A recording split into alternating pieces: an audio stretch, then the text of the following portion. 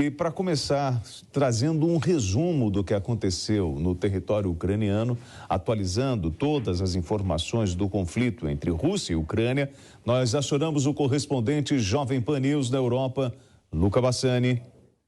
Boa noite de quinta-feira a toda a nossa audiência. Hoje, 27 países da União Europeia se reuniram na capital europeia, Bruxelas, para discutir a elevação do status de 3 países para a condição de candidato à União Europeia. Entre eles temos a Ucrânia, Moldávia e Geórgia, 3 países que fizeram parte da União Soviética até o começo dos anos 90 e que por grande parte das últimas décadas ficou sob a esfera de atuação da Rússia. Nós vemos que tanto Moldávia quanto Ucrânia tiveram aprovação, tiveram o consenso do bloco para se tornar candidatos. Lembrando, é claro, que ser candidato não significa ser membro. Esse caminho é bastante longo, já que é uma série de requisitos políticos e econômicos para serem seguidos. Entre os políticos temos exatamente a questão da corrupção ser baixa, o país ter eleições democráticas e livres, além, é claro, de um processo eleitoral com lisura. No aspecto econômico, nós temos uma dívida interna controlada, uma moeda estável, além, é claro, de uma inflação que esteja também sob o controle, algo que dificulta a posição da Ucrânia nesse momento, já que o país também passa pelo mesmo problema de inflação de diversos países do mundo. Muitos acreditam que esse processo, até se tornar membro, pode demorar muito tempo, já que a própria Macedônia do Norte espera 17 anos para se tornar oficialmente parte da União Europeia, assim como a Albânia espera há 8. Portanto, muitos analistas acreditam que é um primeiro passo importante, mas ainda há muito para acontecer, principalmente porque os países europeus disseram que não querem dar nenhum tipo de tratamento VIP à Ucrânia e que ela deverá passar por todos os procedimentos que o Estatuto do Bloco prevê. Voltando também aqui para a Europa, falando um pouco mais sobre a questão da Rússia, hoje uma notícia que chocou muita gente é que um dos homens mais importantes do Kremlin, aquele que carregava a maleta com os códigos nucleares, desde o presidente russo Boris Yeltsin até o presidente Putin, foi encontrado baleado em uma poça de sangue no seu apartamento em Moscou. Ele que estava sendo acusado por corrupção e também estava colocado sob prisão domiciliar, foi encontrado nessa condição e levado às pressas para o hospital. Se tratando de um momento onde temos grande animosidade no mundo geopolítico, onde temos também uma guerra acontecendo na Ucrânia e também as ameaças, ou pelo menos aquelas falas muito ácidas deixadas no ar em relação à guerra nuclear, uma figura como essa encontrada nessa condição traz muita preocupação e novas informações, à medida que tudo for sendo apurado, nós vamos trazer aqui para toda a nossa audiência em primeira mão também. Continuaremos acompanhando, amanhã faremos também um balanço sobre os 4 meses de guerra, já que esse desfecho está longe de acontecer. Luca Bassani, de Munique, na Alemanha, para a Jovem Pan News. Obrigado, Luca Bassani. Aqui nos estúdios da Jovem Pan, na Avenida Paulista, eu tenho o Marcelo Suano, ele é cientista político e internacionalista, diretor do Centro de Estratégia e Inteligência em Relações Internacionais e professor de Relações Internacionais do IBMEC São Paulo. Marcelo, muito boa noite, obrigado pela gentileza de comparecer à Jovem Pan. Nesta quinta-feira, nós estamos também de forma remota com Fabiana Barroso, comentarista PAN. Marcelo, nós tivemos hoje a Marinha Russa, orientando as suas tropas a colocar minas, justamente nos portos de Odessa e também no outro que é Oshakivy, com o objetivo de impedir, servir como uma espécie de bloqueio às exportações dos ucranianos. Isso dificulta ainda mais para os países mais pobres. Nós podemos sim, em função desses embargos, dessas barreiras, dificultar e entrar numa crise alimentar mundial? Bom, inicialmente eu te cumprimento, William, cumprimento a Fabiana, cumprimento a toda a equipe da Jovem Pan e cumprimento a todos os que estão acompanhando neste momento. Para mim é sempre uma honra poder participar do trabalho e contribuir com o trabalho da Jovem Pan. A tua pergunta é interessante, por quê? Porque se sabe da importância da Ucrânia para a questão de fornecimento, produção de alimentos para o mundo. A ideia de que a Rússia esteja minando para impedir a exportação ucraniana pode fazer sentido, mas da perspectiva, quando se olha da perspectiva militar, é mais importante para a Rússia ela impedir qualquer trânsito e controlar a região do que propriamente ela está com uma intenção de prejudicar toda a população mundial. Há um dado que é interessante que o Zelensky tem apontado, toda vez que ele fala a questão da fome na África, neste momento causada pela guerra, o Zelensky utiliza isso como uma forma de propaganda. O que eu não posso criticá-lo, está dentro da lógica, ele está trabalhando para apresentar a sua perspectiva e trabalhando para garantir a defesa da Ucrânia e do seu governo em especial. Só que tem um detalhe, a razão vai muito além do fato da Rússia estar querendo controlar o território ucraniano e estar impedindo qualquer fornecimento de alimentos. Isso vai muito além. É um dado estratégico e uma ação tática da Rússia. Não vamos excluir que os russos estejam fazendo, ou melhor dizendo, o governo Putin esteja fazendo isso intencionalmente. Está.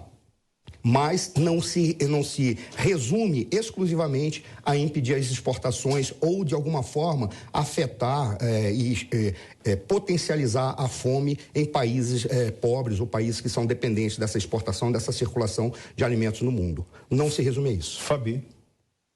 Professor, boa noite. Prazer recebê-lo novamente. Se tratando de política externa de uma forma geral, ontem acompanhei uma fala de um senador do Partido Republicano, ele disse que o Biden estava camuflando uma inflação, dizendo que a culpa agora era em relação a essa guerra, mas que, de fato, ela começou e saiu do controle na época da pandemia.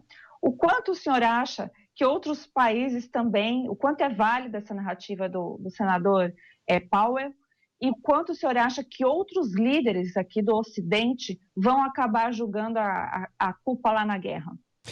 Fabiana, é interessante essa tua colocação. Eu lembro que há alguns anos atrás, quando a Rússia já estava nesse imbróglio envolvendo a Ucrânia, um amigo me passou um meme em que tinha um cachorro que tinha destruído todas as almofadas da sala. Aí os donos chegam e o cachorro olha com uma almofada na boca e fala, ou latindo, vamos colocar que seja fala, foram os russos. Veja, cai como uma luva para a incompetência de lideranças do Ocidente colocar todas as culpas na Rússia. Não estou dizendo que os russos são inocentes. Estou dizendo que é uma culpa que tem que ser observada da perspectiva da incompetência administrativa, incapacidade política, incapacidade estratégica, erros de inteligência que acompanhou as lideranças mundiais. Neste momento, eles vão sempre colocar principalmente a culpa na Rússia. Por quê? Porque cai com uma luva, uma vez que hoje você tem um vilão internacional. Mais uma vez, não estou dizendo que os russos não fizeram algo que é reprovável. Não é isso. Estou dizendo apenas que, neste momento, os russos caem como uma luva para receber a culpa para as incompetências individuais dos governos dos países ocidentais, em especial das grandes potências. E em especial daquelas potências cujos governos eles já assumiram uma perspectiva mais de centro-esquerda e querem adotar um posicionamento em que, para reverter conquistas de uma reorganização do mercado ou conquistas de avanço de pautas conservadoras, eles acabam fracassando nessas políticas que eles adotam e é sempre como sempre. Ora, o nosso problema econômico é causado por uma guerra que trouxe problemas de circulação, trouxe problemas na economia mundial, trouxe problemas na produção e fornecimento de alimentos, trouxe problemas na produção e fornecimento de energia.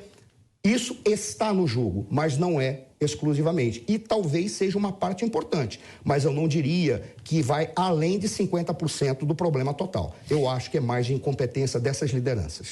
Marcelo, você sabe que é muito comum, né? As pessoas me param, às vezes, para conversar, numa roda de amigos, né? Falam assim, você está acompanhando a guerra lá, está cobrindo a guerra na Jovem Pan. Como é que vai ficar o mundo com o fim do conflito? E aí, eu tento explicar para as pessoas que eu não consigo enxergar, e eu não sei se o senhor consegue, porque assim, nem todas as peças desse tabuleiro já assentaram. Não, exato, concordo plenamente contigo. Olha que coisa interessante. Quando o primeiro momento da guerra, imaginava-se que ela ia durar uma semana. por causa da desproporção de forças da Rússia. E ali eu sempre aponto, ou houve erro de inteligência, ou houve erro de tomada de decisão do governo russo, porque essa guerra poderia ter sido rápida. A situação que nós passamos a viver foi, conseguiu-se constranger a Rússia de uma maneira tal que começou a trazer um perigo. Qual seria? Imaginar o Estado russo e a sociedade russa fragmentada de uma maneira tal em que você teria um risco para a ordem mundial, fuga de armamentos, venda de armamentos, porque isso poderia acontecer. Basta ver o que aconteceu na queda da União Soviética. Era o segundo cenário. A partir de então, começou a vir um outro cenário. Estão constrangendo a Rússia e não deixando uma rota de fuga. O que isso pode gerar? Talvez o Putin pode ir para um ataque final. Vamos para o abraço do afogado. Eu posso, numa única atacada, ir para o tudo ou nada, porque ele tem armamento nuclear. Mas as pessoas dizem, será que ele cometeria essa loucura? Dificilmente. Aí começaram a dizer, o tempo da guerra vai constranger a Rússia. Os russos reverteram, porque esse tempo de guerra eles conseguiram arranjar rotas alternativas ao ponto de, apesar de sua economia estar recuperando em determinado sentido a força do rublo, está recuperando a produção, isso se dá talvez porque ele não esteja importando, mas queira ou não queira, é de uma tradição dos povos eslavos conseguir colocar no cenário aquilo que é a sua maior capacidade. Sobrevivência. Os russos estão sobrevivendo e está começando a se apresentar para o mundo que os erros cometidos pelos ocidentais criou para os russos uma situação paralela, em que ele já está vendo, por exemplo, rotas alternativas. Recentemente, o Putin falou. O que o Putin disse? Eu quero botar minhas exportações agora para os países do BRICS. Por quê? Porque a Índia está olhando essa situação que não é agradável. A China está sob constrangimento dos Estados Unidos e é um mercado gigantesco. O Brasil pode receber os hidrocarbonetos na quantidade que seja necessária para regular a relação. Os brasileiros, por intermédio do governo, conseguiram ter a sabedoria de separar governo de Estado. O Estado brasileiro acompanha o Ocidente, o governo brasileiro negocia aquilo que é melhor para a nossa sociedade. Ou seja, estão começando a ter uma acomodação. E essa acomodação pode prorrogar a guerra, como pode também dar ao Putin a capacidade dele reverter o jogo. Por quê? Porque até agora ele não caiu. O rublo está fortalecido, ele está achando alternativas. Qual é o cenário que se aponta neste momento? A acomodação está garantindo que uma guerra tenderá a ser mais prolongada, até mesmo porque, pelo fato do Ocidente, está fazendo uma guerra por procuração na Ucrânia. Está, então, botando armamentos que parece que isso pode dar capacidade da Ucrânia a derrotar a Rússia, mas não está dando. O que está acontecendo é apenas prolongar a guerra, e os russos estão arranjando rotas alternativas. Por incrível que possa parecer, o que está ocorrendo agora é uma acomodação com essa situação de conflito. E o mundo vai arranjar alternativas, tanto quanto a Rússia está. Quem vai pagar com tudo isso é a Ucrânia. O cenário pós-guerra teria encerrada, em qualquer momento que seja, uma revisão da Aliança de Defesa do Ocidente. Tem que verificar, afinal de contas, o que a OTAN vai fazer, porque a OTAN, inclusive, ela mostrou que ela tem capacidade de enfrentar a Rússia, mas ela não tem capacidade de tomar decisão para ir ao embate. Isso depende de um conjunto de articulações internacionais. Até mesmo por quê? Porque agora não existe mais apenas um embate entre um e outro. Agora o mundo inteiro está envolvido. Vai ter que verificar a forma como a Rússia e a China vão se acomodar para regular o sistema internacional. A grande pergunta que surgiu quando terminou a Guerra Fria era: quem vai mandar no mundo? Não se sabia. Ora, imaginava-se que poderia ser uma União Europeia, não os países da Europa. A Rússia, o Japão, no primeiro impacto, os Estados Unidos e algumas potências emergentes. Colocava-se a ideia de que o Brasil poderia ser um, o México poderia ser outro, a Índia poderia ser outro e a China poderia ser outra. Ou seja, imaginava-se um mundo mais multipolar. O que ficou claro? Que todos esses ficaram num estágio intermediário, mas tem 3 atores que são relevantes com proeminência de 2, Estados Unidos e China. Agora, os próprios Estados Unidos estão caindo. Por quê? Porque eles estão sofrendo as consequências dos seus erros estratégicos e dos seus erros políticos, e principalmente na regulação da sua sociedade, porque a sociedade americana ela está esquizofrenizada.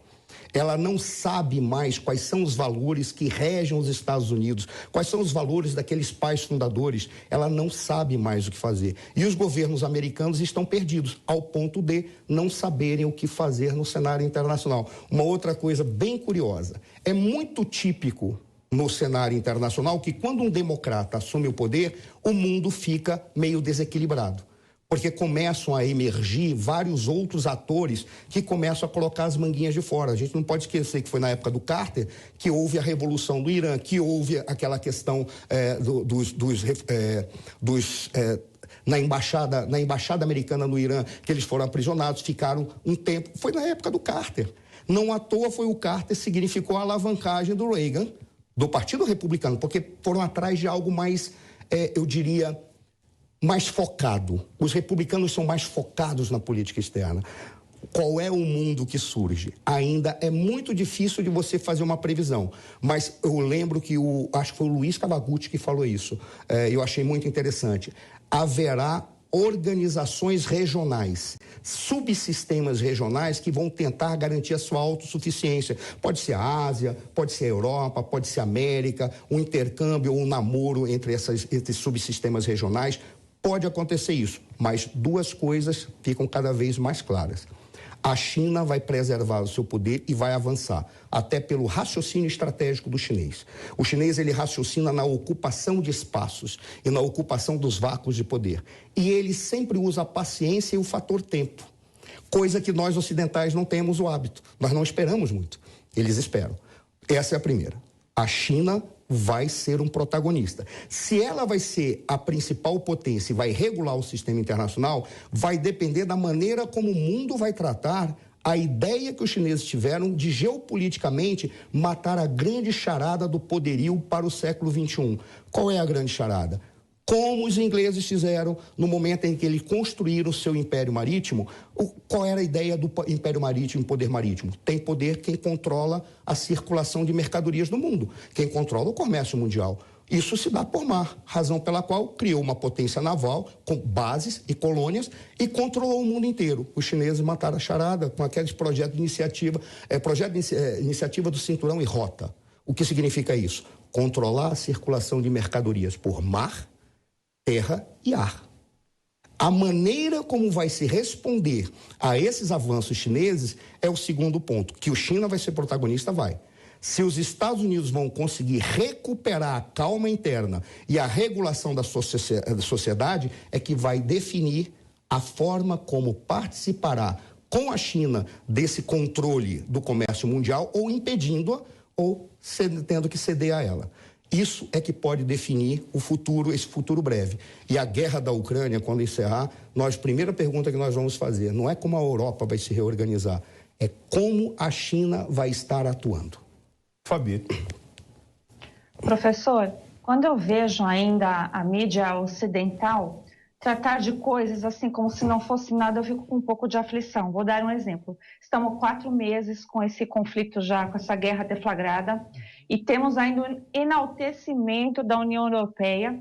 Parece que os países se esqueceram do passado recente, do que fez a própria Inglaterra, que o senhor acabou de mencionar, com o Brexit, para sair da União Europeia, porque estavam atolados em dívidas, porque a União Europeia, como bloco, não funcionou.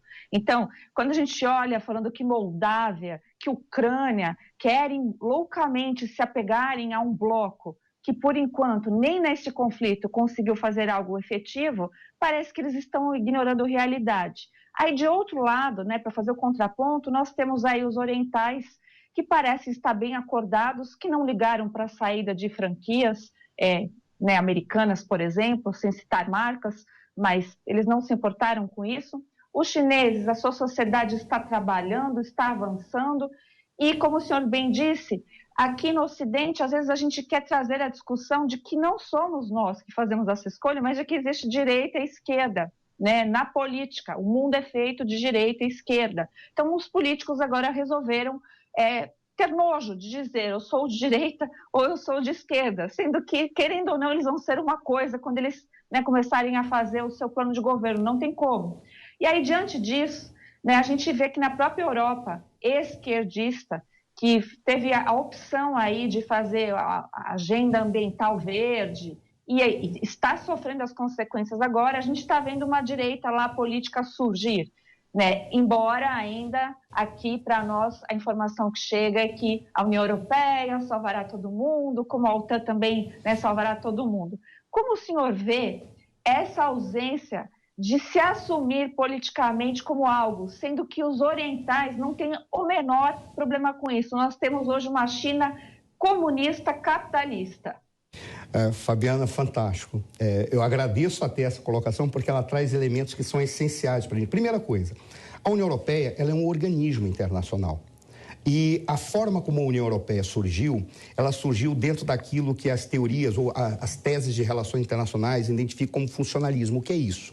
Ora, constrói-se uma instituição a partir da solução de um problema técnico que surge entre os países. Esses países acordam, criam uma instituição para resolver ou para regular esse problema técnico e de então você espalha soluções para outros problemas técnicos, criando instituições até chegar a um ponto de instituições que vão regular instituições. A União Europeia, ela conseguiu se concretizar, se consolidar dentro dessa lógica, mas isso só poderia dizer que a União Europeia ela tem essa força total se a União Europeia conseguisse criar um país chamado Europa, que não é. A União Europeia é um organismo. E o que é um organismo internacional? É um acordo entre países que respeitam determinados procedimentos que foram acertados ali e tem órgãos supervisores para ver se os estados estão seguindo. Mas os países da Europa continuam trabalhando independentemente. Exemplo, a Itália, o partido do governante italiano, ele simplesmente já falou que eles não querem mais mandar armas para a Ucrânia. Se a Europa decidir o fornecimento de armas para a Ucrânia por intermédio da União Europeia, que dificilmente seria isso, porque a União Europeia também não tem uma política de defesa unificada, ela tem uma política de defesa comum, mas não unificada. Ora, quando você olha, você diz, os países estão funcionando de uma maneira com certa autonomia, eles têm as suas políticas externas. Tá? Quando você olha, por que vai depositar tanta esperança na União Europeia, sendo ela um organismo internacional que não avançou para criar um Estado unificado da Europa? Que aí sim você poderia dizer, podemos esperar da Europa ou da União Europeia que ela seja a solução para o mundo. Por que isso eu achei interessante você ter trazido essa colocação? Eu lembro que quando Samuel Huntington, na década de 80, ele escreveu um artigo intitulado Os Novos Interesses Estratégicos dos Estados Unidos. Naquela época, todo mundo tinha medo nos Estados Unidos e Japão, cuja economia tinha crescido e estava comprando as empresas japonesas. O que o Huntington falou? Ele disse, não. O nosso maior perigo é uma Europa unificada. Porque se a Europa se unificar e criar um país, ele terá a mesma economia, mesma força bélica, mesma cultura, mesmas instituições e com uma vantagem. A Europa é a construtora dos valores e das obras que o Ocidente, aqui nos Estados Unidos, reproduz. Ela será o farol para o mundo. Então, olhar para a União Europeia como se ela fosse um Estado é um erro. Esse é o primeiro ponto. Eu não lembro qual foi a segunda questão que você trouxe, que é só uma frasezinha para lembrar da questão da China. Eu ia dizer justamente que os políticos não querem se assumir direita e esquerda. Perfeito. Parece que isso tem um grande problema. Não foi da China, foi da Ásia. Outra coisa, ser direita e esquerda hoje é muito curioso. Estão tentando, de alguma maneira, anular a existência da direita e da esquerda. Por qual razão? Porque estão tentando dizer que o que vale é o argumento nacionalista contra o argumento globalista. É um erro. Existe sim direita e existe sim esquerda. A esquerda está vinculada a determinados comportamentos políticos e econômicos. A direita está vinculada a outros. Questão de globalismo e de nacionalismo são outras perspectivas, são elementos que agregam nas estratégias que são escolhidas na direita e na esquerda. O dizer que não existe mais ou querer anular essa relação está dentro de uma lógica de ceder a uma ideia que perpassa o mundo de que nós temos que resolver o problema do progresso e o progresso está dentro da lógica de inclusão social até chegar a uma sociedade que não haverá mais diferenças. Eu vou te falar isso pela seguinte razão. Um termo que, por exemplo, eu tenho uma certa angústia e eu discordo dele, e toda vez que alguém apresenta, eu fico incomodado. O termo progressista. Quando se usa o termo progressista, qual é a lógica? A lógica é que, da perspectiva marxista, o progresso da humanidade caminha pela superação da luta de classe. Começando na superação dos modos de produção primitivo, passa por um modo de produção escravista, vai para o modo de produção feudal, entra no modo de produção capitalista e o último é o modo de produção comunista. Mas existe um interregno entre o modo de produção capitalista e o modo de produção comunista. Por que isso é tão importante? Porque na obra do Marx ele não teve uma teoria política definida, mas ele, para cada modo de produção, ele associava um modelo de política, um regime político, um modelo de Estado. Da lógica dele, todo Estado é uma ditadura de uma classe sobre a outra. Aí o que ele falava? Na hora que a gente supera o capitalismo, o que a gente faz? A gente coloca esse período transitório que terá um Estado que é tão ditatorial quanto os outros, só que ele é melhor porque ele é a ditadura da maioria sobre a minoria, que é a ditadura do proletariado. Qual é a lógica? Quando você vê o progresso caminhando da perspectiva comunista, o que os progressistas dizem, apresentam para si próprios? Eles dizem assim, o progresso está conosco, porque nós caminhamos na superação da diferença de classes, mesmo que para isso eu use da violência e massacre todo aquele que é diferente da minha ideia. Voltando, você descobre que associar direita e esquerda, ou anular, está dentro dessa lógica. Por qual razão? Porque se diz a direita e a esquerda não existe mais, porque agora é nacionalismo e o globalismo, e o globalismo quer superar as diferenças porque incorporou uma maneira de interpretar a sociedade dentro da lógica da inclusão social. O nacionalismo não, ele é segregador, o que é uma mentira e é uma bobagem. Tá? Isso não tem nada a ver uma coisa com a outra, são falhas ou são procedimentos. Esse é o primeiro ponto. E, além disso, o que eles fazem ao dizer que direita e esquerda não existem mais, ou não existe mais? Porque, num determinado momento, ser esquerda era ser contestador de uma ordem. Só que se descobriu, da perspectiva do século XIX para cá, que não bastava você contestar uma ordem política específica de um governo ou de uma sociedade. Você tinha que contestar uma estrutura.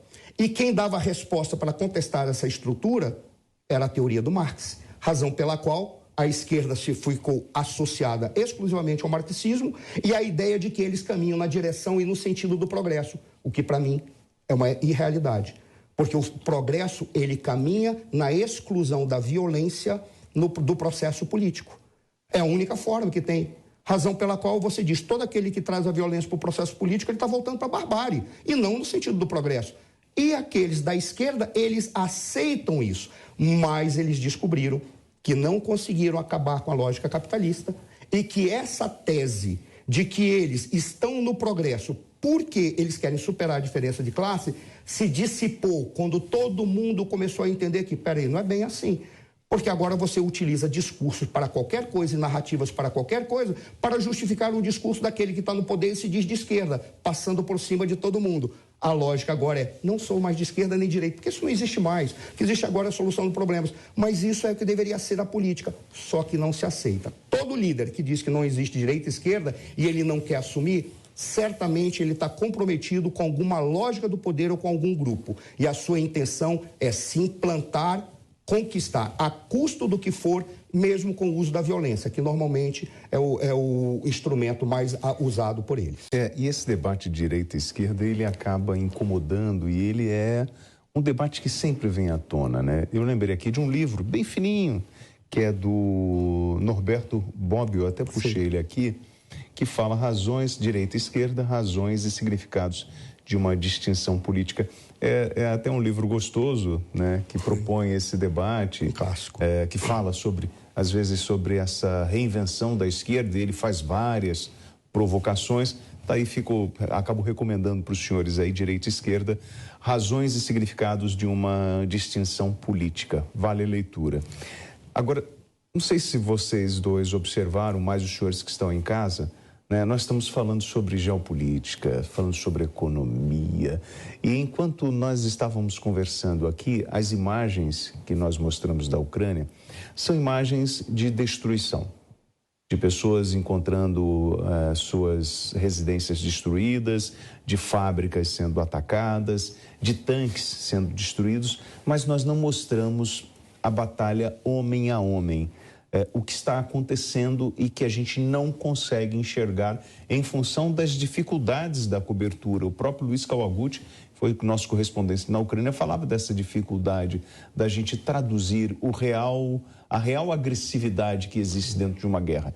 A gente não está vendo as pessoas explodindo, mas isso está acontecendo, seja através das minas, dos tiros, enfim. Para vocês terem uma ideia, a batalha por 2 cidades importantes no leste da Ucrânia está se aproximando de um que eles chamam clímax temível, disse um conselheiro do presidente ucraniano Volodymyr Zelensky. Os esforços da Rússia para capturar Severodonetsk e outras cidades se transformaram em uma sangrenta guerra de atrito, com ambos os lados causando pesadas baixas. E a gente não está conseguindo enxergar isso de perto, Marcelo, porque as imagens não são claras, a gente não consegue ver a dor desta guerra? Olha, a guerra, ela é sempre uma catástrofe em qualquer perspectiva que seja. Talvez ocorreram na história alguns momentos em que povos guerreiros viviam disso e consideravam isso natural. Fazia parte e dizia-se que isso faz parte da natureza humana. A Rússia tentou, inclusive, essa condição da guerra, ou a guerra nessa situação. Talvez esse tenha sido, entre aspas, eu peço pelo amor de Deus que entendam isso, umas escolhas inadequadas do Putin que fez com que essa guerra se prolongasse. Ele não quis atravessar a Ucrânia com uma velocidade recorde e já ir para o embate diretamente, fazendo a guerra nessa condição que a gente está vendo agora. Ele preferiu cercar, porque ele tinha, e a Rússia tem, o histórico de Stalingrado. Tem o histórico do que é você fazer uma batalha rua a rua dentro de uma cidade. E é trágico porque você vê situações em que ali o sofrimento é exatamente tal qual você descreveu. Para nós isso não tem peso nenhum, porque nós vivemos uma situação midiática no mundo em que tudo parece um jogo de comercial. De videogame. É um jogo de videogame. E a gente está falando sempre de comércio, de relações internacionais, mas assim, quando você olha para essa imagem que nós estamos mostrando agora, de um prédio completamente destruído, a pessoa limpando a sua casa, você imagina que pessoas morreram ali. A gente não está conseguindo visualizar, e em alguns momentos, como Odessa e outras cidades, nós mostramos corpos espalhados pelas ruas. E como a naturalidade tornou-se natural. Olha, eu lembro, uma vez, acho que eu estava aqui mesmo, William, e eu disse, um dos maiores riscos que poderia acontecer com essa guerra, ela é se tornar natural aos olhos dos espectadores mundiais. Por qual razão? Porque ia chegar um momento que você olha uma imagem como essa e diz assim, é uma guerra. Porque você não consegue medir qual é o sofrimento que essas pessoas estão passando. Aí outros vão dizer assim, mas nós vemos isso nas nossas cidades. Não, nós não vemos isso na nossa cidade. Porque na nossa cidade nós temos o sofrimento da fome, o sofrimento da miséria, o sofrimento dos abusos, mas é diferente da situação em que eles têm, porque eles não têm nada. Eles perderam tudo. Mas nós temos situações de mendicância em que isso ocorre. Só que aí é uma questão de tomada de decisão de poderes públicos e da própria sociedade para resolver. Aí não basta. Isso não resolve. Porque não é apenas tomar uma decisão. Estão num confronto em que uma pessoa passa, ela pode simplesmente significar que aquela passagem dele significou a sua morte. É uma imagem de videogame, mas olha essa aqui, ó. Tem um tanque em chamas, que está fugindo de um ataque que ele sofreu. Essa área que está isolada, que nós estamos mostrando agora, e que você vê o militar com um detector de mentais, ele está procurando minas. Depois da guerra, nós ainda vamos ter que limpar esse território e preparar para que você possa habitar de novo. Porque você está saindo de um cenário de guerra onde as minas foram plantadas, onde o terror foi plantado. Então, a reconstrução, o sofrimento de longo período, para além de uma reconstrução que a gente não sabe nem quando vai começar. Fantástico. Primeiro, as minas. Olha que coisa curiosa. Utilizar minas não está na lógica de uma guerra justa. Começa por aí. Mas a Ucrânia também está fazendo isso. Minar o território é algo que já coloca a Ucrânia sob o crivo do questionamento mundial. E os russos também estão fazendo. Já mostra que a situação que nós estamos vivendo acaba da perspectiva daquele que está olhando, dizendo, não, então está equilibrado. Não, não está equilibrado. Porque essas minas, elas significam uma forma de fazer a guerra em que não discrimina aquele que está no combate daquele que está sofrendo os resultados do combate. E uma das questões que diz respeito ao direito humanitário e que diz respeito ao conceito de guerra justa é que os meios utilizados não podem ser desproporcionais ou que os meios utilizados não podem afetar a população civil. E nós já estamos tomando isso como natural. Por quê? Porque nós não sabemos o que é estar num combate como esse. Nós não vivemos isso. Mas o problema é que o mundo já está tornando isso natural. Porque a pergunta agora já começa assim, vai acabar? Quem que vai receber o bombardeio? A Rússia conseguiu fechar o cerco na Ucrânia? A União Europeia vai colocar ou não a Ucrânia lá dentro? E a OTAN? Olha que coisa curiosa. Veio a notícia de que a União Europeia aceitou a candidatura da Ucrânia. Mas isso vai demorar, foi falado no início, isso vai demorar anos. Se fosse acelerado, 4 anos e meio, se a Ucrânia tivesse reconstruída, se ela estivesse bem. Só que a Ucrânia tem que ser reconstruída. Mas para nós, chega apenas a ideia de que não, já abriram as portas, como se isso fosse uma solução. O que eu estou querendo dizer? Nós estamos naturalizando uma situação de violência que não pode ser naturalizada.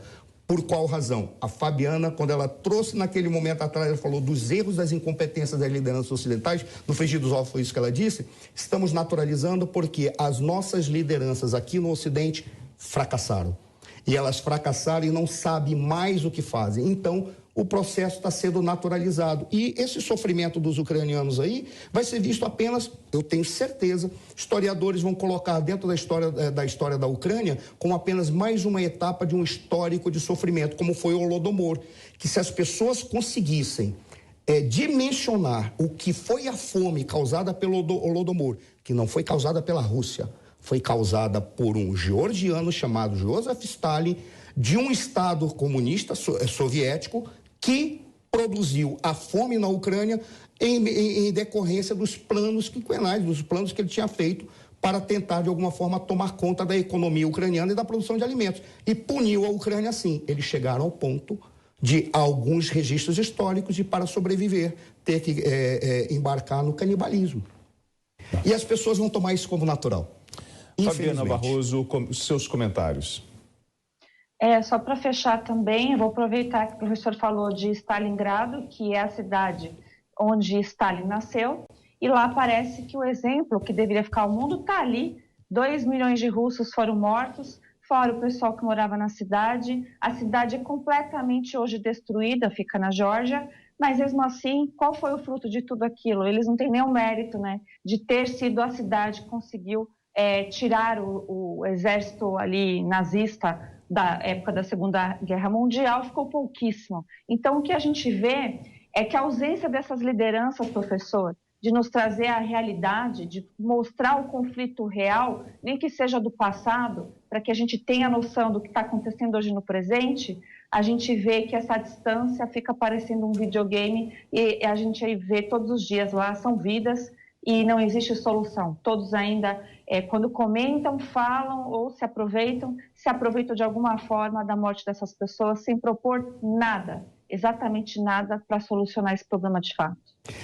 Bom, eu queria agradecer o Marcelo Suano, ele que é cientista político internacionalista, diretor do Centro de Estratégia e Inteligência em Relações Internacionais e professor de Relações Internacionais do IBMEC São Paulo. Marcelo, obrigado pela gentileza do bate-papo. Agradeço muito, é uma honra estar aqui contigo, estar conversando com a Fabiana e poder contribuir com a reflexão desse público gigantesco. Pela credibilidade que a Jovem Pan tem, o público é gigantesco, sim, isso é atestado em todos os lugares. Eu só queria fazer uma consideração que é interessante. Sim, por favor.